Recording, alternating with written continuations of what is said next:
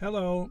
A few years back, I did some international work in Mongolia, of all places. It was a remote location in the South Gobi Desert.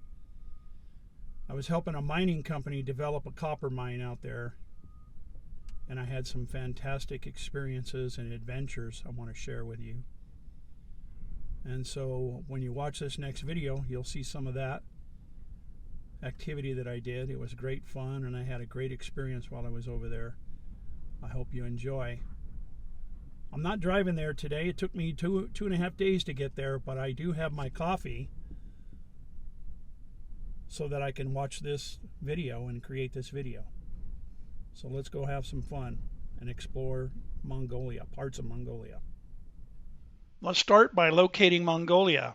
It's on the continent of Asia, and it's located in between Russia to the north and China to the south, and it's completely landlocked, meaning that there are no ports to any oceans. I said it always took me about 2 days to get there, leaving my home in Las Vegas, and the route would be fly from Las Vegas direct to Seoul, South Korea, and then from South Korea over to the capital city of Ulaanbaatar, and then staying one night in Ulaanbaatar, and then the next day flying down to the mine site down in the South Gobi Desert. Mine site was called Oyo Tolgoi. This video is going to be primarily about the Mongolian countryside and some of its culture.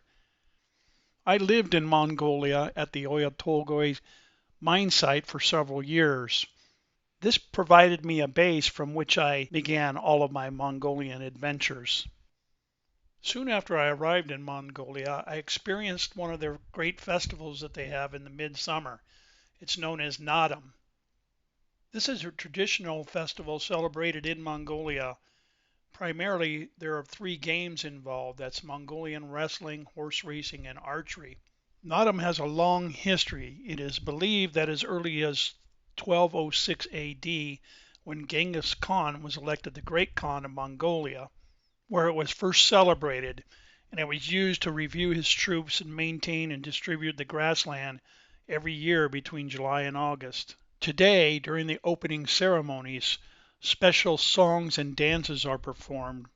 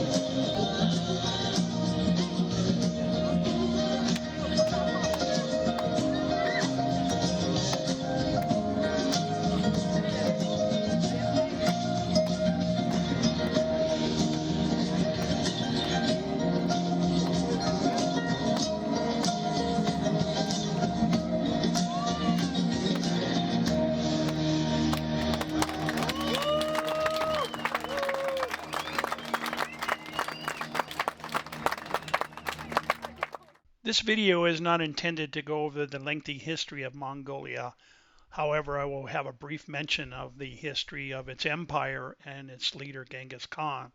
But I wanted to share with you my adventures, starting with a nearby monastery called Dimcheg, and then moving on to some nearby petroglyphs, a Gobi Desert Camel Festival, and experiencing a herder's shearing of camels, the Egg River fly fishing expedition, the Yolin deep and narrow gorge, and then one of the most fascinating events I attended, which is known as the Golden Eagle Festival.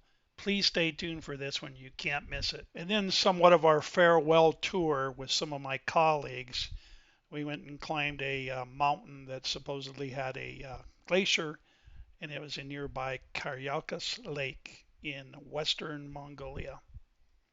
But in typical fashion, let's cover some of the history in Mongolia. Of course, it was a long history, and this particular video is not concentrating on that, but I wanted to give you a little bit of background on Mongolia before I continued with the rest of my stories. The Mongolian Empire at its height was the largest contiguous empire in history. It had a lasting impact unifying large regions. The Mongol Empire emerged from the unification of several nomadic tribes in the Mongol heartland under the leadership of the great Genghis Khan. He was proclaimed as the ruler of all Mongols in 1206. Genghis Khan died on August 18, 1227, by which time the Mongol Empire ruled from the Pacific Ocean to the Caspian Sea. The Mongolian Empire would continue to expand under the descendants of Genghis Khan up until its height about 1294. The empire began to split due to wars over succession. Genghis Khan is revered and honored in the present-day Mongolia as a symbol of national identity and a central figure of Mongolian culture. One of the early trips that I had taken when I was in Mongolia was to a nearby place called Demchog. This happens to be one of 3 monasteries that were built within close proximity. The original time was built within the range of 1830 or 1836. Unfortunately, during the occupation of the Russians, they had destroyed many monasteries within Mongolia, and this happened to be one of them that was recorded to be destroyed sometime in the 1930s. Fortunately, it has been rebuilt recently for all those to enjoy. There is a large deposit of alkaline granite very close to this monastery, which is believed to be the world's largest deposit. So this makes it a very special place, and is known as the World Energy Center, due to some beliefs that it has a large natural energy and has miracle hidden resources. We decided to take a trip one day from our mine site, one of the days that we had off, and went and hiked to the top of this particular mountain and found many petroglyphs, and the following photos are the results of that trip. Petroglyphs considered as one of the most widespread cultural heritages of the world, and Mongolia is no exception. It is rich with petroglyphs. Petroglyphs are notoriously hard to date, but it's interesting here that you can see a series of what appears to be maybe the animals that were here locally at many years ago, and then transition to seeing men on horses.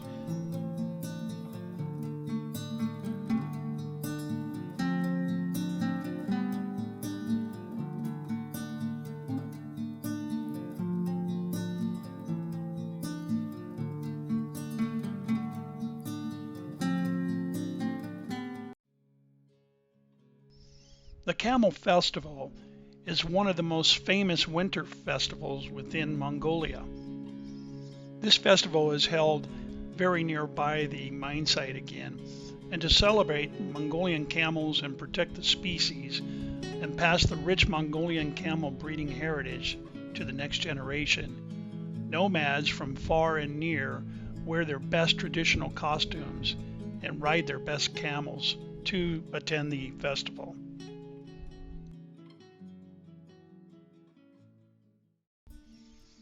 This is another trip that we took by vehicles that was not too far away from our mine site. We had a friend, a local Mongolian person that worked there on the site, who had a relative that owned a camel herding ranch, and we decided to go experience the camel shearing at this particular ranch and got a chance to see some of the local culture. It was a fantastic trip.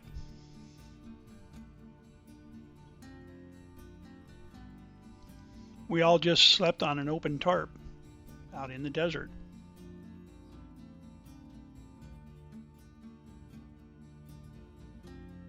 The next morning we packed up and continued our trek over to the local camel ranch and witnessed some of the shearing.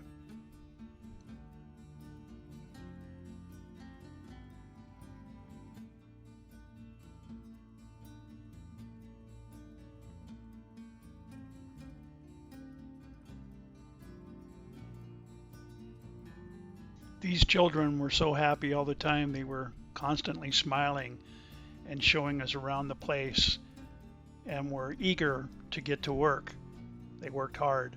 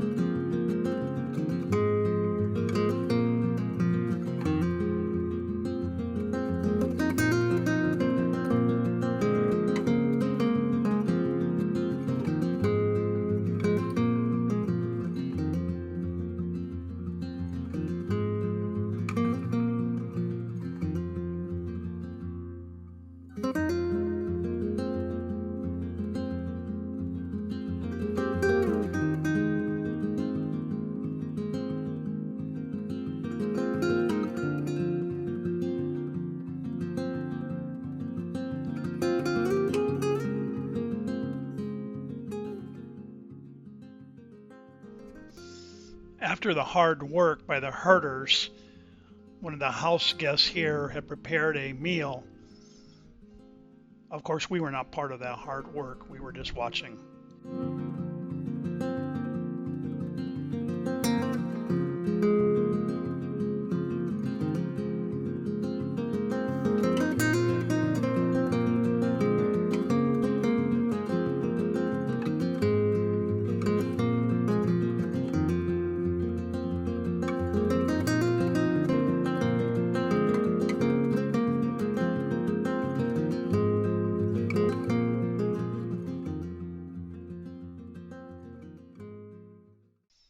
One of my adventures included a 7-day fly fishing trip up to the northwest part of Mongolia. And it was part of a larger river basin, but we fished along the Egg River and had a fantastic time catching fish that were called taimen. And the other on the river basin was known as a lennox trout, which they claim is very close in nature to a brown trout and is the oldest trout species in the world. Taimen are the world's largest salmonoid and one of the oldest species on Earth. This magnificent fish has inhabited nearly all of Mongolia's northern rivers. Taimen is a very large freshwater fish that can grow up to about 60 inches in length and weigh as much as 80 pounds. This is a photo of my guide holding the taimen that I caught. You can see he's got the yellow tag on there, which he's supposed to do because this is a protected species. Unfortunately, when I got into the water to handle the fish to get my picture, he got away, the fish that got away. The next few photos show the fish that we did catch and I was able to photograph.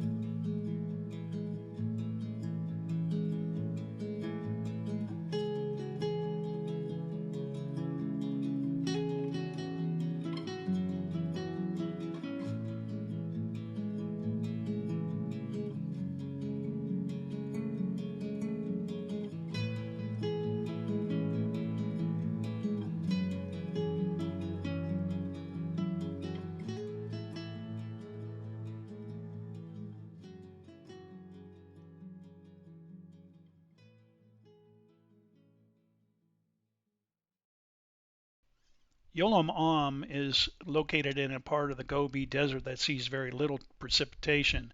However, it is notable for a deep ice field that reaches several meters thick by the end of the winter and is several kilometers long.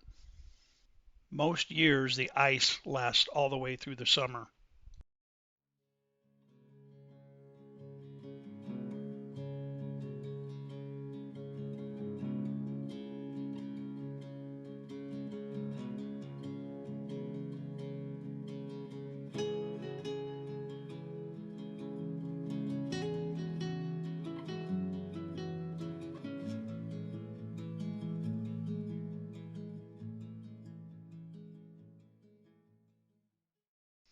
One of our trips, we flew way over to the northwest part of Mongolia to a place called Olgi.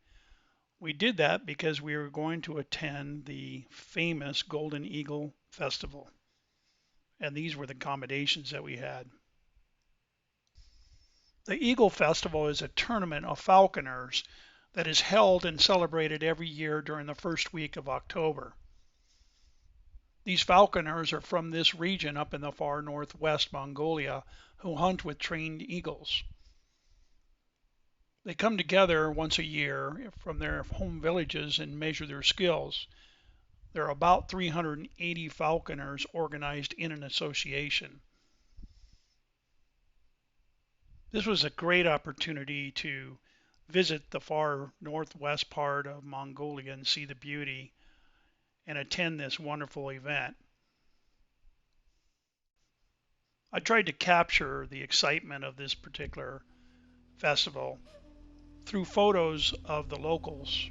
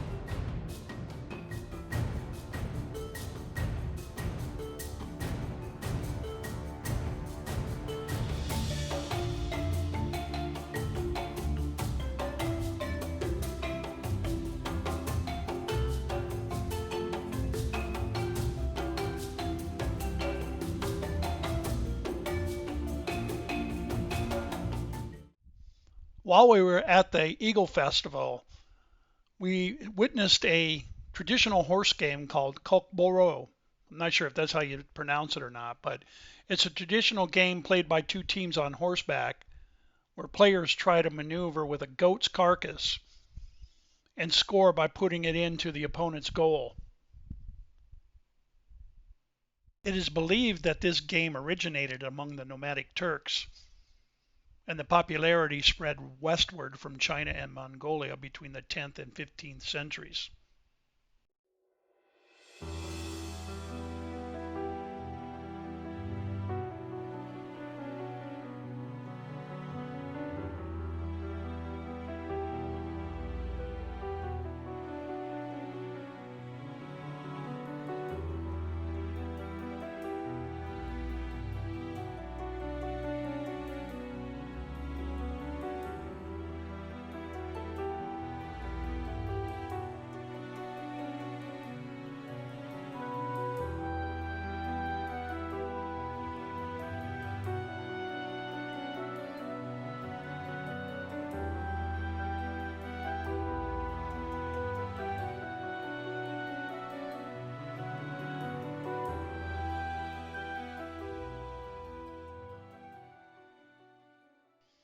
One of our so-called last hurrahs and adventures in Mongolia was to go climb a mountain that had a glacier on it.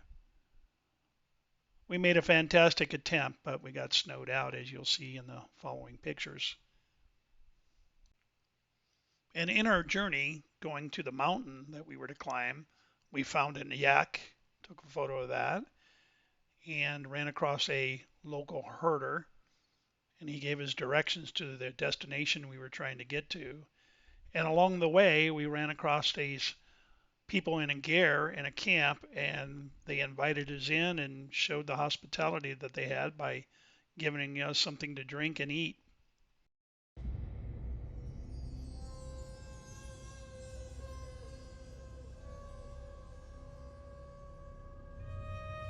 And they introduced us to their family.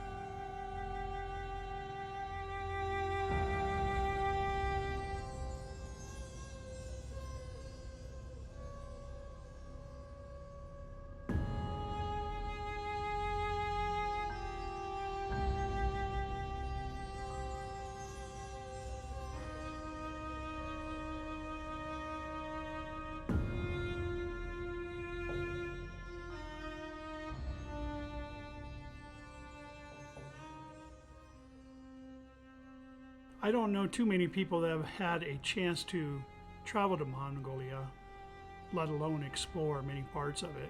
I feel very blessed to have done so.